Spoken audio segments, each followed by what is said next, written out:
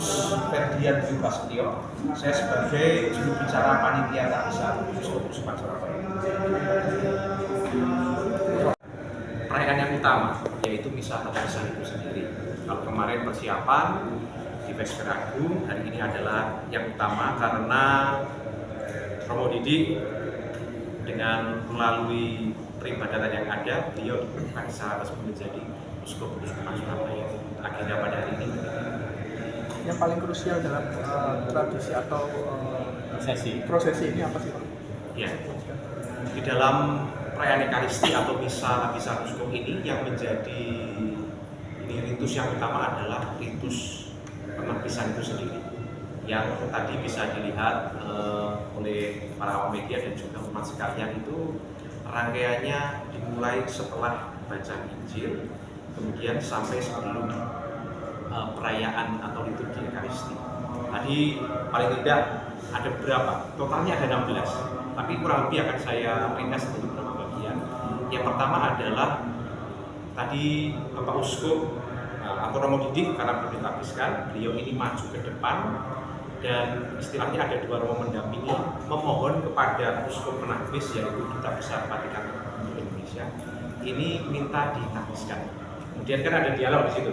Ini apakah sudah mendapatkan surat dari Vatikan gitu? Ya sudah. Kemudian tadi ada romo yang membawa surat, kemudian ditunjukkan tadi. Mengapa? Karena pentakbisan itu bisa terjadi apabila seorang romo mendapatkan surat resmi dari Vatikan. Artinya penunjukannya resmi.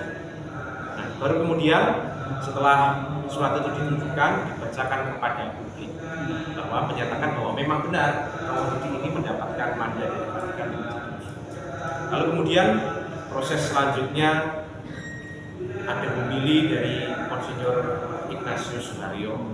Kemudian baru setelah itu proses-proses selanjutnya Monsinyur tadi Tiarap ada di Tani Roh Kudus namanya.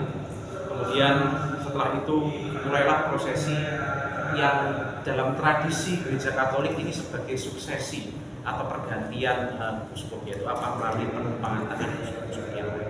Nah, itu yang paling utama itu. Baru kemudian setelah itu Bapak Uskup dikenakanlah ada pakaian resminya.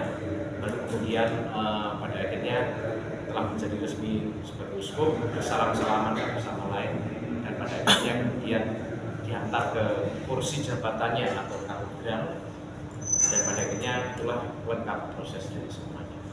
Terus soal umat Katolik, Vatikan sebagai tata suci itu menempatkan wakilnya ini sebagai representasi atau kehadiran paus. Nah, dan di Indonesia namanya adalah Monsinyur atau Uskup Agung Hieroglyph. Itu kalau di kenegaraan sebagai duta besar Vatikan, tapi kalau dalam Gereja Katolik itu sebagai nuncio atau utusan resmi apostolik di Indonesia. Jadi yang menakbiskan itu memang ini selalu nuncio atau utusan resmi dari Vatikan yang memang menjadi